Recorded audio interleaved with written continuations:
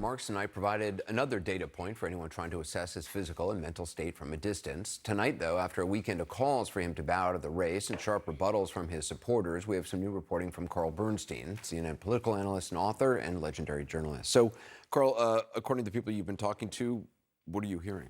Well, these are people, several of them, who are very close to President Biden, who love him, have supported him, have been among them are some people who have raised a lot of money for him.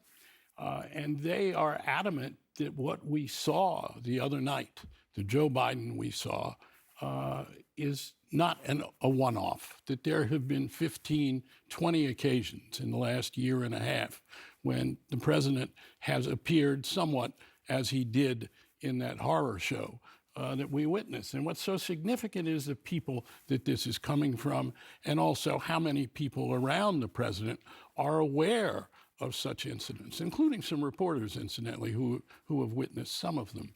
But here we see tonight, as these people say, President Biden at his absolute best, and yet these people who have supported him, loved him, campaigned for him, see him often, say that in the last 6 months particularly, there has been a marked incidence of cognitive decline and physical infirmity. What I wonder about is the people who were, working with him at Camp David, allegedly in this intensive debate prep, if there were concerns there about this, and I don't know if you have got any word about that, but how anybody involved in that debate prep, didn't anybody see something was amiss? The debate prep was supervised by Ron Klain, who has been with President Biden for many years.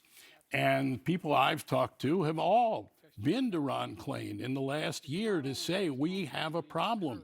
We have a problem such as we saw the other night, that there have been numerous instances where the president has lost his train of thought, can't pick it up again. There was a fundraiser at which he started at the podium, and then he became very stiff, according to the people there, as if it were almost a kind of rigor mortis. This was reported allegedly in June of 2020. This was this was a year ago almost exactly, at the old Four Seasons restaurant on Park Avenue. And he became very stiff, and a chair had to be brought for him to do the latter part of the event. I think that what these folks are saying and have been saying for a while is, yes, he's great when we see him as we have tonight, but he also has these inexplicable moments that we're very concerned about, and you, Ron Klain, and the First Family, we need to talk about this, and they've been pushed back repeatedly whenever it's been brought up. And did your sources tell you about topics he's particularly engaged in, or are there? Not only, and it's not just these same people.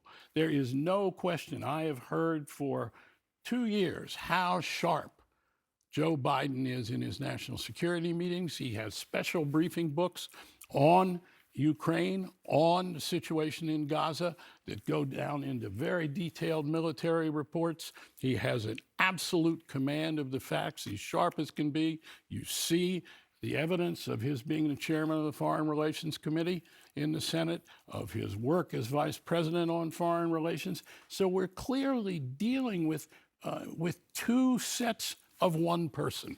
And it really needs to be explored, according to the people I'm talking to, and I think an awful lot of major Democrats believe this, including some who have made statements to the contrary.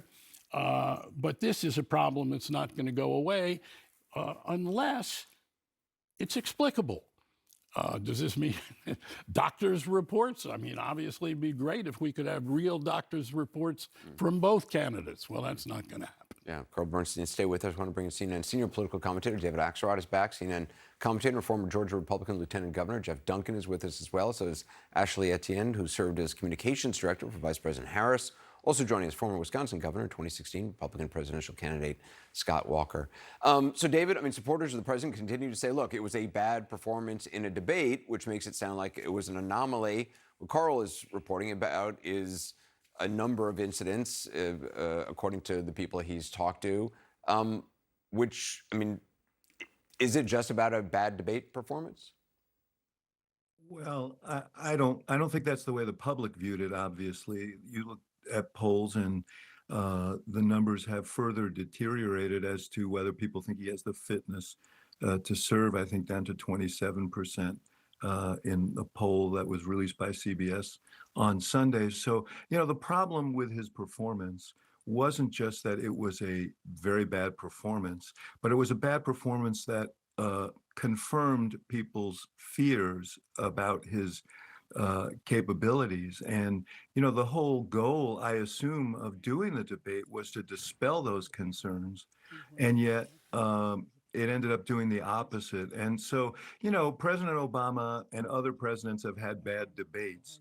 But it's only, the reason this is so damaging is because it goes to the main concern that people have. It's not about his decency. It's not about his identification with people. I don't think it's about his experience for sure.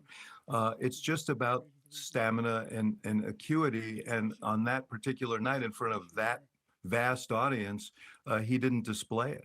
Governor Walker, you're supporting Donald Trump. Do you think Joe Biden will be the Democratic candidate for president? I do. I mean, I think I've said long ago, I think Joe Biden, looking at his career, would gnaw his arm off before he gave up the presidency. Bottom line, he's been seeking this for decades. And as many of your panelists have said in the past, it's really tough to make that change. Delegates are legally in many states obligated to vote for him, at least in the first round. There's all sorts of campaign finance issues. I think just as an American, not as a Republican, it was sad what we saw the other night. If it continues, it'll continue to be sad and tragic. My advice for President Trump is going forward, don't draw attention to it. The American people can see it. Instead, talk about how you're going to do things that make their life better, more affordable, safer, more secure, and let the public see what they can see with their own eyes. Ashley, I mean, you worked on Biden's 2020 campaign. You worked communications for Vice President Harris. The difference between Biden and 2020 debates and this last one is obvious. How can the president reassure people who watched him with pain and fear on that debate stage? I mean, I think he actually did it on Friday. I think he actually doubled down on it tonight. But here's the narrative. Those are teleprompters. No, absolutely they are. But, he still looks strong and with it even on those teleprompters. And, there are times in which many elected officials, even former President Trump, has not looked strong on a teleprompter. But here's the thing that I think that is that's being lost. And I like to go back to what Axe said, and that is Trump also reinforced the negatives about him. He had none of the challenges that Joe Biden did, but still also underperformed. He didn't raise nearly as much money, $6 million short of what Joe Biden raised during the actual debate. Joe Biden's raised $33 million since that point. The push polls show that independents and new Nikki Haley voters didn't like his response to January 6th, didn't like the fact that he lacked substance and lacked a vision.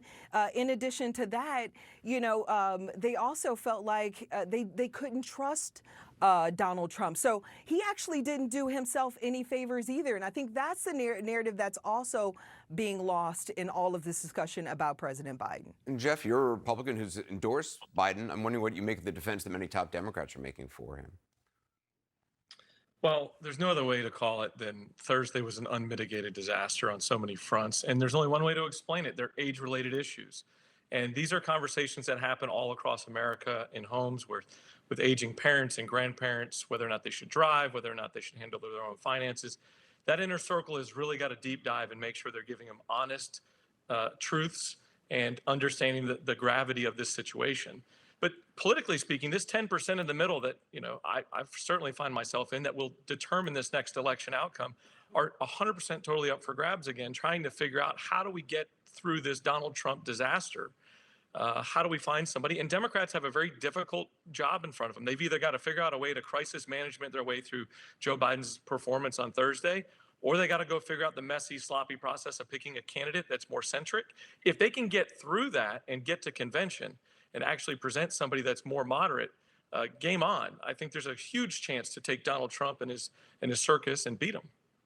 Governor Walker, I'm wondering what you make of the, I don't know if it's hand-wringing or, freak out or real fear among Democrats about what they saw in Joe Biden on that debate stage. I mean, for Donald Trump, many of his top national security folks and former chief of staff and cabinet officials are not endorsing him again, and they have concerns about his fitness.